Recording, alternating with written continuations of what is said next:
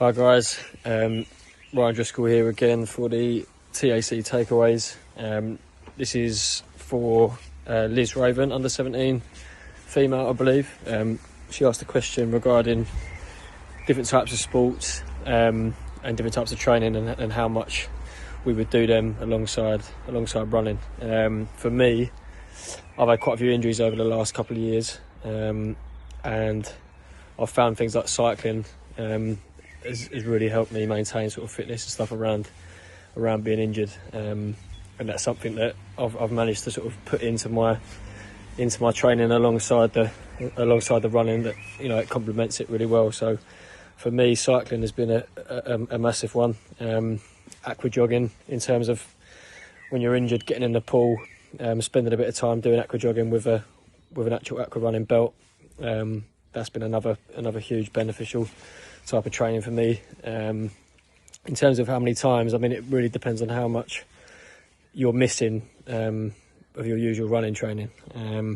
Whether that means you can't run at all, so you have to do all your training in the pool or on the bike. That's going to be totally dependent on, you know, what position you're in terms of injuries or in terms of just form in general. So again, it's going to be suited to what you need at the time.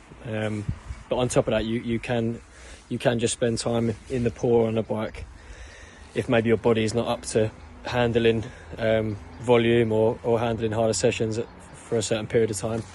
You could just supplement that. So spending time, so say a day you'd have an easy run, you could go and jump in the pool and do 45 minutes of aqua running instead of, you know, doing an hour run, depending on what sort of training you're doing at the time. You have to just sort of be able to adapt.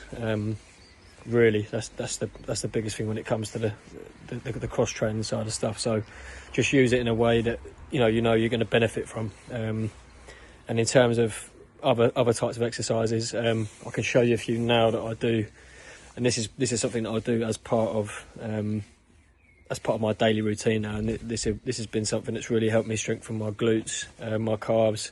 I've had a lot of injuries, sort of my lower back area, hips, pelvis.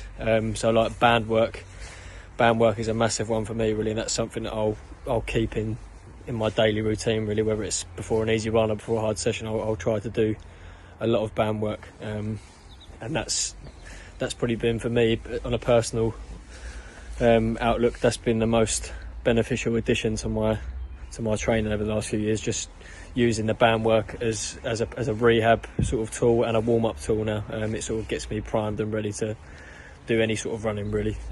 Gets me warmed up to a point where I'm not stressing my back and my glutes without them having sort of warmed up thoroughly. So I can show you a few that I do now. They're not overly complicated. Any sort of band will do. In terms of like the strength of the band, again, it's going to be dependent on how strong you are in those areas. I've been doing these for a long time now, so it takes me to use probably a tougher band to get the same sort of benefit. So these are just glute walks. Band around your knee. I don't know if you'll be able to see it. It's a little bit of a dodgy angle, but band around just below your knee. And it's basically just stepping out to the side. I tend to do like 8 to the right, 8 to the left.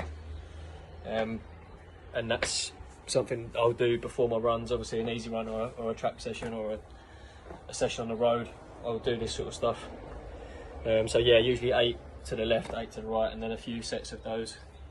And then the other one I'll do is I'll move the band further down towards my ankles. You might be able to hold something in front of you just to steady yourself. But again, it's the same sort of motion, but just holding out to the left or holding out to the right. And again, I'll do that 8 times on each leg. And another way you can change that is going out to the side and then out to the back as well, but just keeping that leg straight.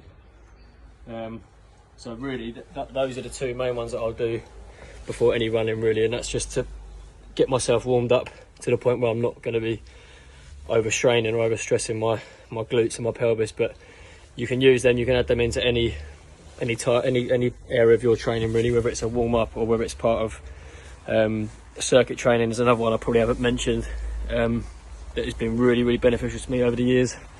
For those of you that know Richard Owen, we used to go to circuit training once a week with him, and that's been from the age of probably 15, 16, and that's been a massive a massive help to a lot of us, I think. And that would be one of the biggest ones I'd say to add into your training as you're moving through the age groups. Definitely sort of look at doing some form of strength training, and whether that's circuit training, like I just said, or getting in the gym and actually getting a program together through somebody that could help you with that.